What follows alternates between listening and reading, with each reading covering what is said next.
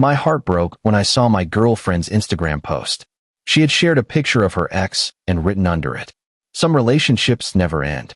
I replied with a simple comment, "Maybe." After that, I canceled the Christmas party I had planned to propose to her.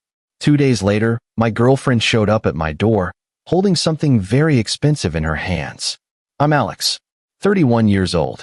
I work as a financial analyst at a mid-sized investment firm in Boston. Not the flashiest job, but it pays well, and I've built a comfortable life. I own a condo in Back Bay, drive a decent car, and for the past 2 years, I thought I'd found the person I wanted to spend the rest of my life with. Her name was Isabel. We met at a mutual friend's rooftop party in the summer of 2022. She was a marketing coordinator for a luxury fashion brand, the kind of woman who could walk into a room and shift the energy without trying. Dark hair, sharp wit, and this laugh that made you feel like you were the only person she'd ever found funny. We clicked instantly. Within 3 months, we were exclusive. Within 6, I was telling my parents about her. By our first anniversary, I was already thinking about rings. Everything felt right.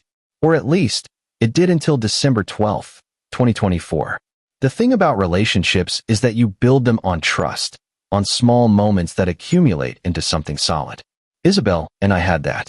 We had Sunday morning pancakes at her place, late-night drives down Route 1 with no destination in mind, and those stupid inside jokes that only we understood. I'd started keeping a toothbrush at her apartment. She had a drawer full of clothes at mine. We were building something real, something permanent. Or so I thought. Update 1. It was a Thursday evening. I was sitting on my couch, scrolling through Instagram after a long day of back-to-back meetings. My feed was the usual mix of food posts, memes, and occasional vacation photos. Then I saw it. Isabel had posted a picture. At first, I didn't think much of it. Just another aesthetic shot, I figured. But when the image loaded fully, my stomach dropped. It was a photo of her ex-boyfriend, Cameron. Not just any photo, a close-up of him smiling at the camera, the kind of shot that felt intimate, personal. The caption read, "Some relationships never end." I stared at my screen for a full minute, trying to process what I was seeing. My thumb hovered over the comment section. There were already a dozen responses. Heart emojis. "Ah, so sweet." One of her friends wrote, "You two were perfect together." Another comment said, "I always knew you guys had something special." I felt like I'd been punched in the chest. Cameron, the guy she dated for 3 years before me. The guy she told me was ancient history. The guy whose name she barely mentioned anymore because, according to her, that chapter was completely closed. They'd broken up 6 months before we met, and she'd always described it as mutual, amicable, and utterly finished. I didn't call her. I didn't text her. I just left a comment. Maybe. Then I locked my phone and sat there in silence, feeling my entire world tilt sideways. The Christmas party was supposed to happen in 6 days.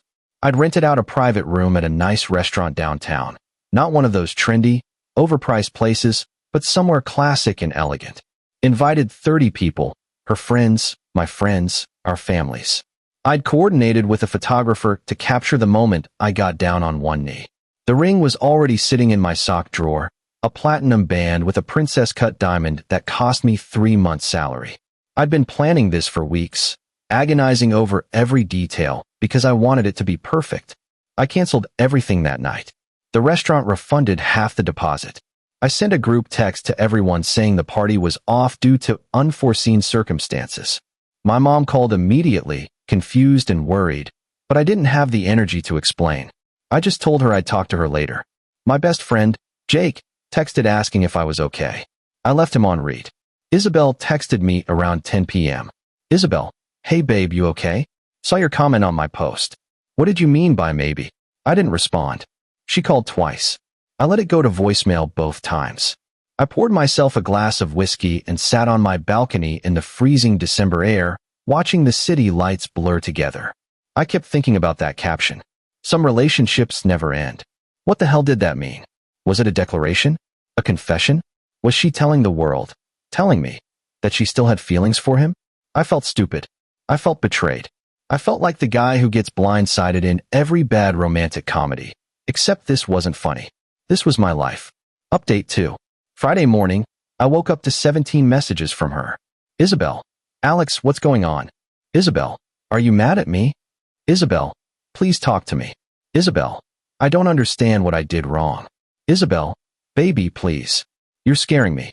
I finally replied around noon. We need to talk. Not now. I need some time. She responded immediately. Time for what? What's happening? Did I do something? I didn't answer.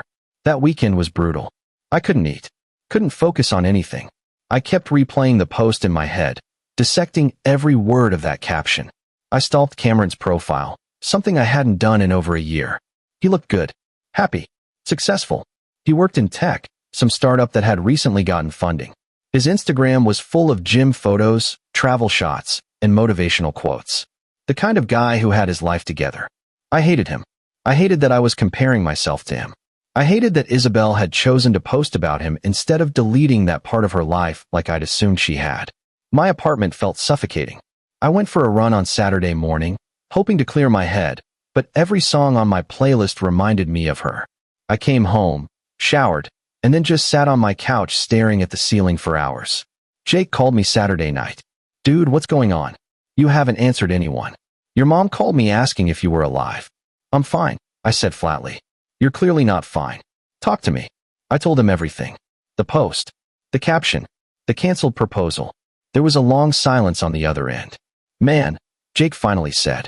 That's rough. But have you talked to her? Like, actually talked to her. What's there to talk about? She posted a picture of her ex saying their relationship never ended. It's pretty clear. Is it though? Maybe there's context you're missing. What context could possibly make that okay? I don't know, man. But you've been with her for 2 years. Don't you think you owe it to yourself, and to her, to at least hear her out? I hung up shortly after. I knew Jake was right, but I wasn't ready. On Sunday afternoon, she showed up at my door. I wasn't expecting her. I was in sweatpants and a hoodie, unshaven, looking like I hadn't slept in days, because I hadn't. When I opened the door, she was standing there holding a large shopping bag from Tiffany & Company. She looked exhausted. Her eyes were red and puffy, makeup smudged like she'd been crying on the drive over. Alex, she said, her voice shaky. Can I come in? I stepped aside and let her in without saying anything. She set the bag on my coffee table and turned to face me. Her hands were trembling. I don't know what I did, she said, her voice cracking. But whatever it is, I'm sorry. I need you to talk to me. Please. I crossed my arms. You posted a picture of Cameron. She blinked. What? On Instagram. Thursday night. You posted a picture of your ex and said, some relationships never end. What the hell was that, Isabel? Her face went pale. Oh my God. Alex, that wasn't what? Wasn't you being completely disrespectful to our relationship? Wasn't you making me look like an idiot in front of everyone who follows you? No, she said, stepping closer. It wasn't like that at all. I swear. Then what was it like? She hesitated, and that hesitation made my blood boil. Explain it to me, I said, my voice cold. Because from where I'm standing, it looks like you're still hung up on your ex. I'm not, she said quickly. Alex, I promise you I'm not. Cameron called me last week. He told me his mom passed away. She had cancer. Stage 4.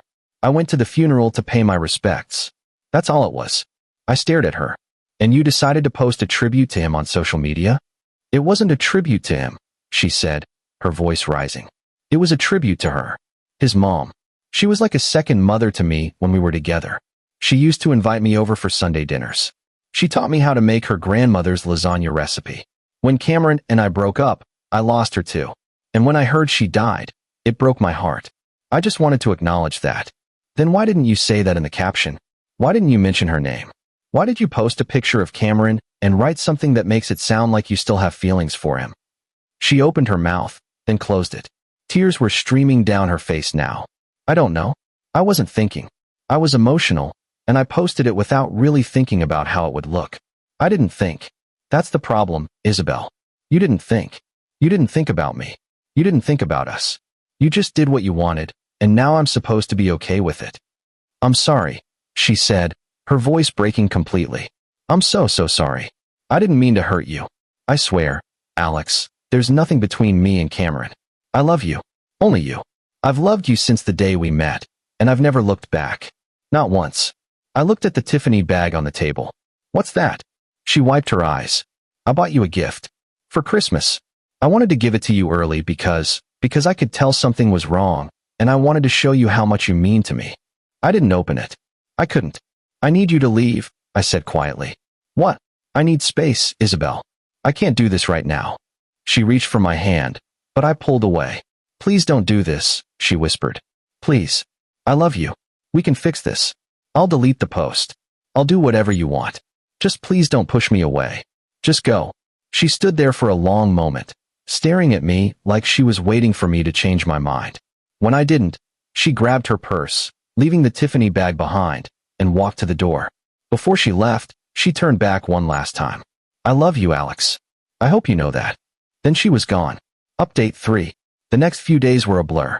I threw myself into work, staying late at the office, avoiding anything that reminded me of her. My coworkers noticed.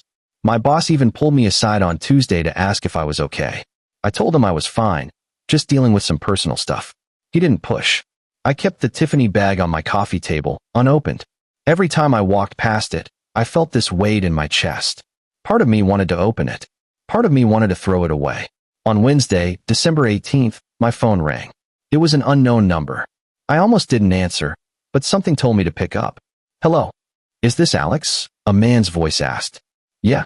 Who's this? This is Cameron. My entire body went rigid. What do you want? I know you probably don't want to hear from me, he said. But I need to talk to you. It's about Isabel. I don't want to hear anything you have to say. Just give me 5 minutes. Please. Man to man. I should have hung up. But curiosity got the better of me. Fine. Talk. He sighed. Look, I know about the Instagram post. Isabel told me you guys got into a fight about it. And I feel like I need to set the record straight. Go ahead. That post wasn't about me. Not in the way you think. My mom died 2 weeks ago. Pancreatic cancer. It was fast. One day she was fine. The next she was in hospice. Isabel came to the funeral because she was close with my family. My mom loved her. Even after we broke up, my mom would ask about her. When Isabel showed up at the service, my mom would have been happy about that. That's it. There's nothing between us. There hasn't been for years. Then why did she post that? Because she's an idiot sometimes, he said bluntly. Look, I'm not trying to defend her. She should have known better. But I'm calling because I don't want you to throw away something good over a misunderstanding. Isabel loves you. She talks about you all the time. Even at the funeral, when we caught up for 10 minutes, all she talked about was you. She told me you were going to propose. My heart sank. She told you that? Yeah. At the funeral. She said she was the happiest she'd ever been. She said you made her feel safe in a way she'd never felt before. So when she called me crying yesterday, saying you kicked her out and wouldn't talk to her, I figured I should reach out. Man to man. I didn't know what to say. Look, Cameron continued. I get why you're pissed. If I were in your shoes, I'd probably react the same way. But if you care about her at all, talk to her. Actually talk to her. Don't let this ruin what you guys have. Because from what she's told me, you guys have something real. And that's rare. He hung up before I could respond. I sat there holding my phone, feeling like the ground had shifted beneath me again. Cameron's words kept echoing in my head. She talks about you all the time. She said you made her feel safe. I walked over to the coffee table and finally opened the Tiffany bag. Final update. Inside was a watch. A Rolex Submariner. The exact model I'd been eyeing for over a year, but could never justify buying for myself. It was beautiful, black dial, stainless steel, the kind of watch you pass down to your kids someday. There was a note attached in Isabel's handwriting. For all the time we've spent together, and all the time I hope we'll have. I love you, Isabel. I sat on my couch, staring at that watch for an hour. Then I picked up my phone and called her. She answered on the first ring. Alex. Hey. There was a long pause. I could hear her breathing on the other end, like she was afraid to say anything. I'm sorry, I said. For shutting you out. For not listening. For assuming the worst. No, she said softly. I'm sorry. I should have thought about how that post would make you feel. I was careless. I was grieving, and I wasn't thinking about the optics. But that's not an excuse. I hurt you, and I'm so sorry. Cameron called me. He what? He explained everything. About his mom. About the funeral. About you. She was quiet for a moment. I didn't ask him to do that. I know. But I'm glad he did. Because I was too stubborn to hear it from you. Another pause. Can I see you? She asked, her voice barely a whisper. Yeah. Come over. She was at my door 20 minutes later. We talked for hours. About everything. The post, the trust, the future.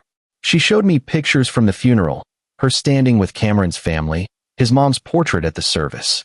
She explained how she'd been so caught up in the moment, in the grief, that she didn't think about how her words would be interpreted. I should have written, "Some people never leave your heart," or something about your mom, she said. But I wasn't thinking clearly. I miss her, and I wanted to honor that.